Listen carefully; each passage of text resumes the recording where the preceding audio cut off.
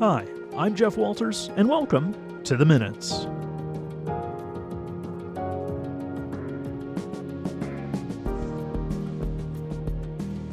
And thanks for listening today. It's great to have you along on The Minutes for the week of February the 24th, 2025. This is a City of Thunder Bay podcast. The Minutes takes a look at what happened at Thunder Bay City Council this past week. You can find The Minutes wherever you get your podcasts, including our YouTube channel and our website, thunderbay.ca/theminutes. If you want to keep your finger on the pulse of what's happening at City Hall, just hit that subscribe button. On this episode, we'll have a rundown of what happened at Thunder Bay City Council this week. In an interview with Joel DePeuter, the Director of Development Services, Council got an update on the creation of a one-stop development shop on Monday night, and we'll get filled in. But first, though, a planning application topped the agenda for Council on Monday night. A property owner wanted to sever a piece of land on Oliver Road to create two additional lots from one property on Oliver Road. The applicant spoke for the reasons for the additional lots, and there were two other people who spoke at the meeting. One was in favor, and one was in objection to the amendment.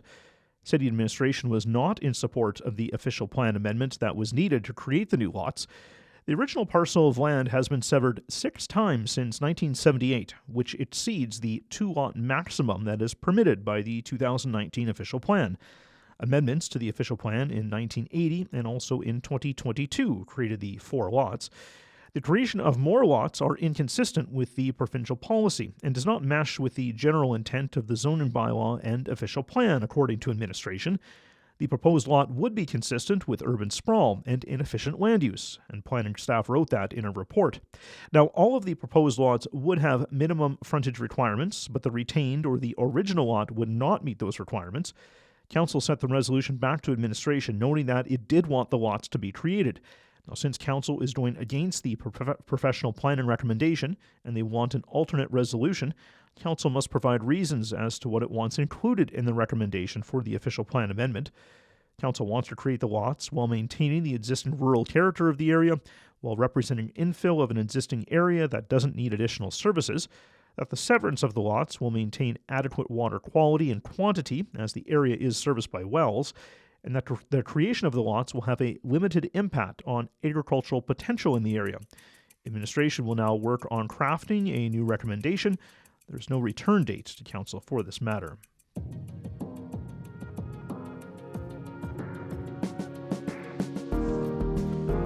There were some announcements at Council on Monday night. Councillor Greg Johnson will host a Nebing Ward meeting on March the 11th. It starts at 7 p.m. The meeting will take place at City Hall, although the meeting will also have a virtual component, so you can watch online or through Council's regular broadcast channels.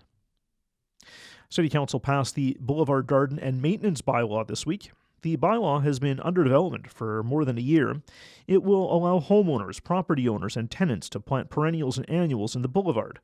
The idea is to enhance biodiversity, increase food security, and beautify underutilized spaces throughout Thunder Bay. Since the bylaw has now passed, people can legally plant items other than turf grass on their boulevard. The bylaw sets out a number of rules for gardening on the boulevard that includes setback distances for plants from trees, sidewalks, roads, and utilities, along with creating height limits for plants. After input from Council and the public, boulevard gardens can include planter boxes and shrubs. Gardeners will have to fill out a declaration form on the city's website in the coming months prior to planting their garden. The city will launch an educational campaign as well this spring to inform the public about the new bylaw. City Council passed a bylaw confirming some local improvements to be done along McDonnell Street. The bylaw allows for curb and gutter work, along with a new storm sewer between Squire Street and Central Avenue. The majority of property owners along the road agreed to pay for the work, with the city picking up some of the tab. The amount a property owner has to pay for the work is based off the amount of frontage that they have along the roadway. The cost of the work is expected to be about $750,000.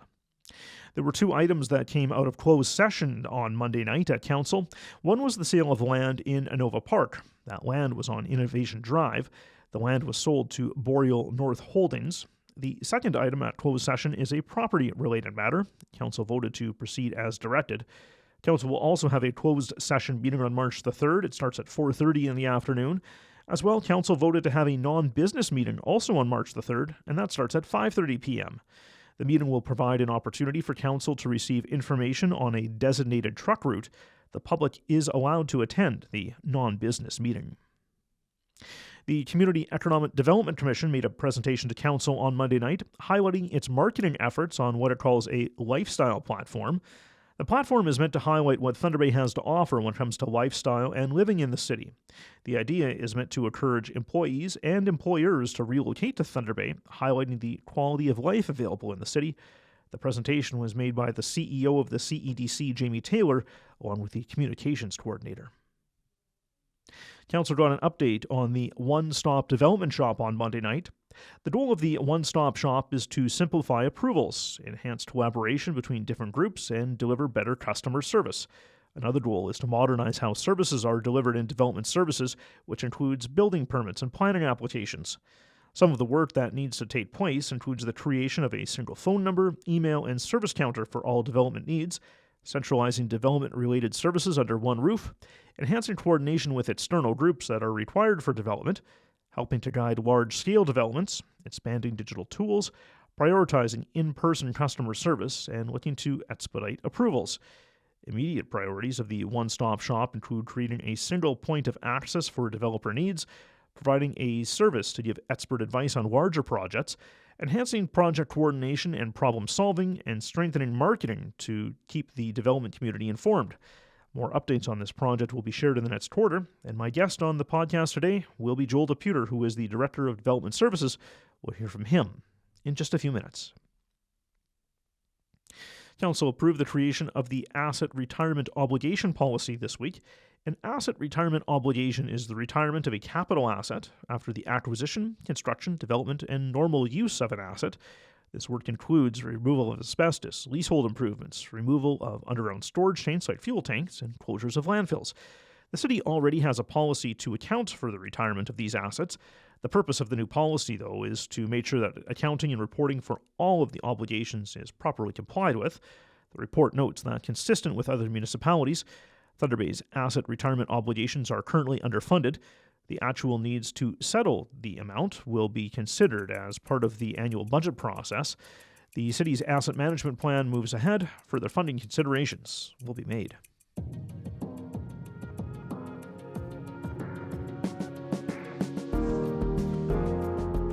Council approved the creation of a Memorandum of Understanding with Confederation College this week. Councilor Mark Bentz declared a conflict on this item as he is an employee of the college. The MOU states that the city and the college will work together to identify, pursue, and collaborate on ideas that have mutual interest and to effectively use resources and talent. The broader goals of the city and college include being attractive to entrepreneurs, investors, highly skilled job seekers, students, and a diverse workforce. As well, the MOU encourages the two parties to exchange information, data, and research findings, while also sharing expertise to shape policies. The document also notes that raising the profile of the college and the city, advancing truth and reconciliation calls to action, and making the city a better place to work, live, and prosper is also part of the goals. An oversight committee will have quarterly meetings, and an annual meeting will take place that involves the mayor and city manager, along with the college president, and other officials. There will also be day-to-day communication between the college and the city. The MOU is slated to last for 3 years, with a potential to renew the agreement in the future.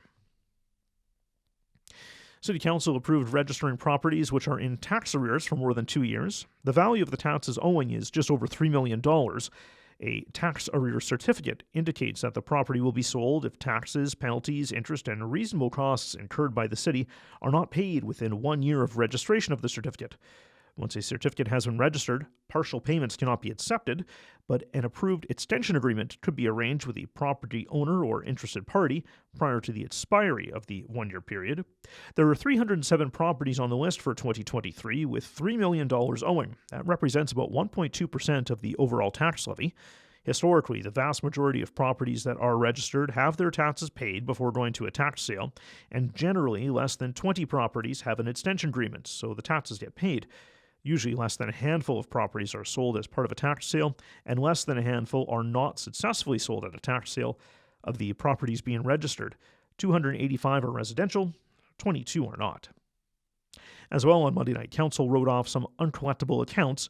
The total amounts owing include about $14,000 of general accounts, $221 of municipal child care accounts, and just over $200,000 of property taxes.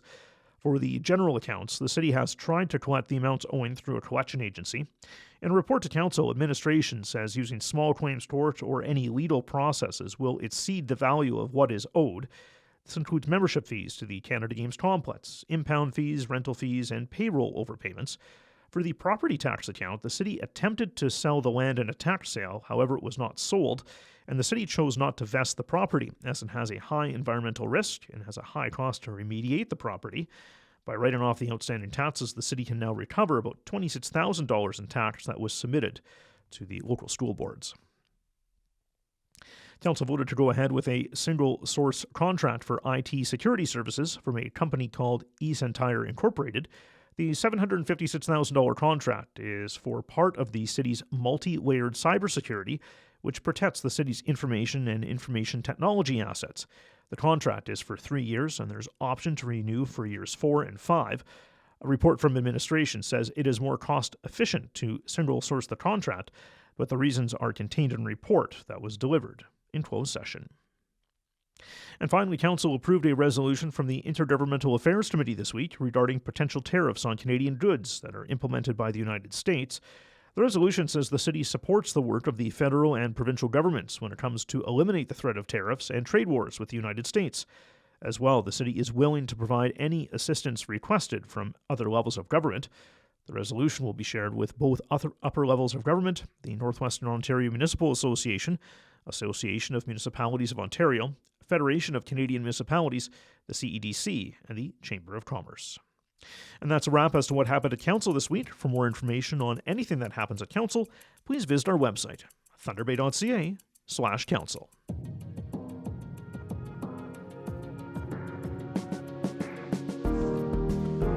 Well, it is a catchy phrase, and it's meant to make building in Thunder Bay just a little bit easier. The one-stop development shop. A focus on growth in Thunder Bay means the city wants to make it easier to build or grow, be it a home, business, or large industry. The term one-stop development shop has been thrown around a few times at media events and when talking about building in Thunder Bay, but what exactly is that one-stop shop? Joel DePeuter is the city's Director of Development Services, and he's one of the people behind the concept. He was at Council Monday night giving an update on this project. Joel, thanks for coming into the Minute Studio today. Thank you, Jeff. Yeah, glad you can make it in today. So let's start with the obvious. What is a one-stop development shop? Sure. So, so the one-stop development shop, it's much about the services that are received there and also how they are received. So currently, some of the development services, some of them are sprinkled throughout the city, right? So at the development services location, you can receive planning approvals and your building permit. You can deal with real estate matters. However, would travel to another location to get your sewer and water connection and your driveway permits, and somewhere else perhaps to get a sign permit, for example. So the basic idea is to bring as many of these services as possible under one roof. If it's not possible to bring them under one roof, to streamline the service delivery so that approvals are made seamless. I never thought there was that many things to do when you're building a home, I guess, or a new development, right? I've never done that. So you actually have to go and get that many different kind of permits. Well, it depends on the project, but I think this is I think a key point here is that development isn't actually simple. I mean, even so, a small project, if it's a deck, right, it must meet the building code. You need to make sure that their utility clearance, it needs to be, connected to the house and waterproof properly. That is a fairly small project in the scheme of things, within the scope of things that the city receives. Large projects like a new hotel development or a major industrial project, there is a considerable amount of complexity, and the city wants to make it easier for all scales of projects to navigate through the process. Yeah, so essentially, I guess the bigger the project, also the more work it's going to be, the more groundwork it's going to be for you guys and for the developer as well. Well, that's true. Yeah, and I think a key objective is to increase development capacity, right? So capacity for the developers and those that build things, and also our growth capacity for the city. So we're beginning to grow. We want to grow more. We want to accelerate that. There's limited capacity in the development industry, so we want to take really, maximize the amount that can be achieved. And I think it's probably important to remind people too that, and we've talked about this a lot with like Housing Accelerator Fund and housing, is that we don't build things as the city. We don't go in and build a high rise. That's not our business. That is true. Yeah, that's true. So we guide development, right, through policy and zoning bylaws. This is all the result of lots of public input and council debate. And at the end of the day, we facilitate the rule. We don't facilitate the development. We apply the rules that are imposed by the province, and with the goal of making things as easy and also as safe, right, as possible. Right. You mentioned a bunch of things that you want to kind of do with this one-stop development shop. What are kind of the priorities, I guess, right off the top? Yeah, so there's the in terms of the physical space, the space at Development Services at front counter will be the one-stop development shop.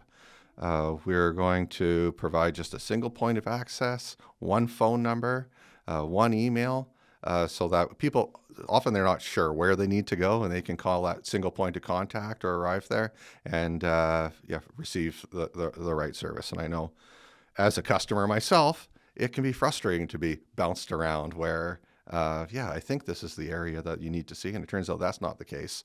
So we really want to eliminate that completely. Okay. So we will be focusing on more early engagement with developers.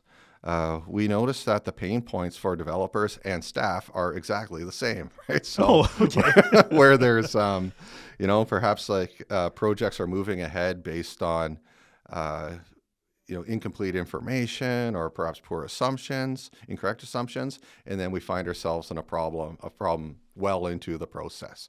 So we'd like to be engaging early, help developers see the path through the process, help them be permit ready, and then we can, we'll be able to issue those permits very quickly and have fewer difficult files.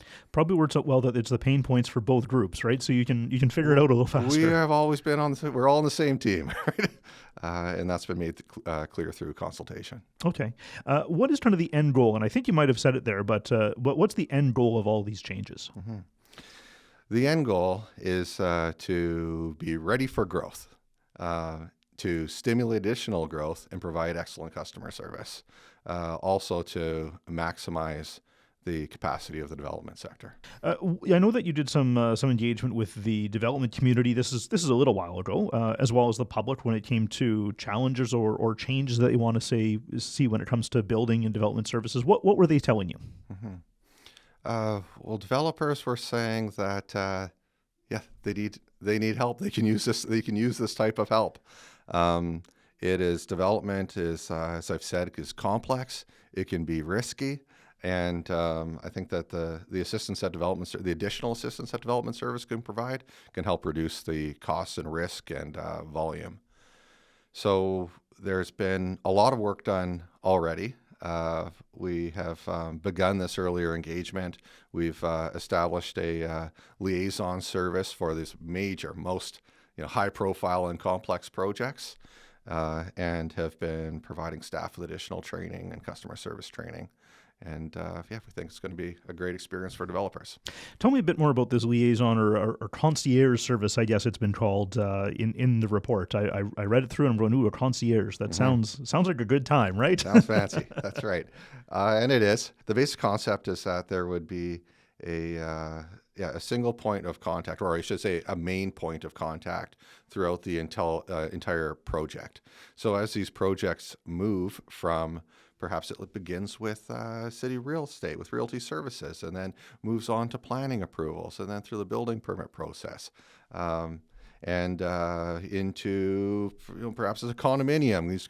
It moves on through legal processes for registration. That there would be a single liaison that could help move the project through the cycle. Sometimes there are complications, internal and external, involving it could be utility connections, for example. So we would have that single point of contact within the city that understands the entire project, where let's say the agency where it might be at is not understanding the full scope and we can help advocate for the customer. And that would be obviously just for kind of the largest projects out there. Like, we're not talking if you're building a house, that might necessarily be the case, but larger projects. Yes, we'll provide a house is, in the scheme of things, a simpler project. Typically does not go through as many levels. We're happy to provide some assistance prior to submitting a building permit, making sure the building permit package is complete, make things more streamlined in terms of the utility connections and whatnot. The liaison concierge service is reserved for those major, perhaps even transformational projects. Okay. On kind of an overall level, I'm not talking about the concierge service here, I'm saying in general, how many external groups, if you're building something, might you need to work with? Well, it varies quite a bit, but I'll say common external groups might be the Conservation Authority, if there's an impact on a regulated area. The external utilities, telephone, gas, and electricity. Okay. So there's a couple different groups that you have to be working with, and then you've kind of touched on this, but how will this be different than the process that we have in place right now? So it's a enhancement of the existing service. Right now, development services staff, they're highly trained and very friendly. So, where we want to go a step further is particularly to help at the front end, right? Provide an additional range of service and limit the amount that the frequency of a developer or project having to contact X person and go over here, right? And complete multiple applications. We're further along than the concept stage. Like, we'll say we're still within the planning stage, and consider perhaps there are application types that can be combined, so that there's so that more processes are rolled into one. Right, and not as many forms, perhaps, maybe, or something along those lines. That's right. When do we expect to have this one stop, or maybe this one call or one email all in place? Yeah, so this will be in place for the summer, and the development services location, it will have a new face. It will be refreshed, and these services will be available, or broader range of services will be available at that location. This will, of course, be something that will be built upon over time and improved over time, as we look for additional ways to streamline approval paths and make things easier for development. Okay, Joel, anything else you want to add before I let you go today? Just like to thank you for having me. Okay, appreciate coming in today. You. Yeah, great to see you too. That is Joel DePeuter. He is the city's Director of Development Services, and he joined me today in the Minutes studio. And a big thanks for listening to the Minutes this week. Of course, if you want more information about City Council, agendas, or minutes, visit thunderbay.ca/council. If you want to listen to past episodes or maybe provide some feedback, visit thunderbay.ca/theminutes. You can also find the Minutes wherever you get your podcasts, plus you can find us on YouTube and on our website as well. That's thunderbay.ca/theminutes. If you want to keep your finger on the pulse of what's happening at City Hall, just hit that subscribe button. I'm Jeff Walters. Thanks for listening this week. We'll chat again next week. Make it a great day.